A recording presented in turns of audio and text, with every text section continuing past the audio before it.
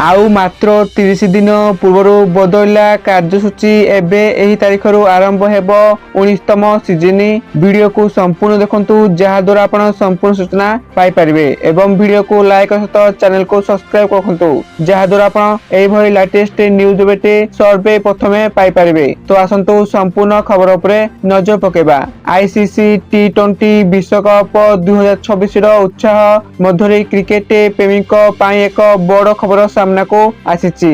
विश्वकप शेष हेबार मात्र किछि दिन पर आरंभ हेबाकू जाउथुबा इंडियन प्रीमियर लीग आईपीएल 2026 रो कार्यसूची रे सामान्य परिवर्तन करा जायछि। पूर्वरु एही टूर्नामेंट 26 मार्च रु आरंभ हेबार थिला किंतु एबे एहा 28 मार्च रु आरंभ हेबो बोली जणा पड़िछि। तेणु बीसीसीआई पक्षरु मिथिया सूचना अनुसार आगामी किछि मास मध्यरे भारतर 4टी प्रमुख राज्य तमिलनाडु, पश्चिम बंग, आसाम एवं केरल रे विधानसभा निर्वाचन अनुष्ठित हेबाकू जाउछि। एही राज्य गुडी करे चेन्नई, कोलकाता एवं गुवाहाटी रो भली गुरुत्वपूर्ण आईपीएल भेन्यू रहिछि। निर्वाचन तारीख घोषणा होई नथिबारु सुरक्षा व्यवस्था को दृष्टि रखी बीसीसीआई संपूर्ण कार्यसूची जारी करिवारे विलंब करूछि।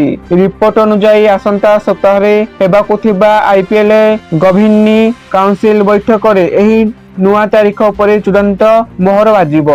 तेणु आईपीएल 2026 रो संबंधित गुरुत्वपूर्ण तथ्य रही। आरंभ तारीख 28 मार्च 2026 पूर्व 26 मार्च थिला। फाइनल मैच 31 मे 2026 रे अनुष्ठित हेबो।